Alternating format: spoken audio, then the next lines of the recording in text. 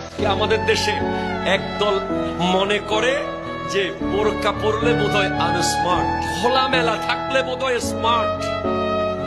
না, যত বেশি একজন নারী নিজেকে আবৃত করবে পর্দার ভিতরে, সে তত বেশি স্মার্ট দুনিয়াতে এবং আল্লাহর কাছে। ঠিক কিনা বলেন না?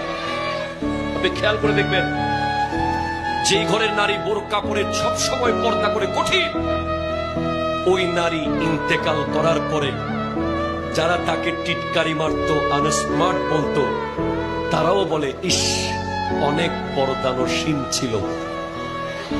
ঠিক কিনা জোরে বলেন? আর যারা খোলামেলা চলে, নিজেকে 2024-এর আধুনিক মনে করে, আধুনিকতার নামে বেহায়াপনাকে যারা প্রমোট করে, তারা মরার পরে মানুষ বলে, মুখে না বললেও মনে মনে তো বলে।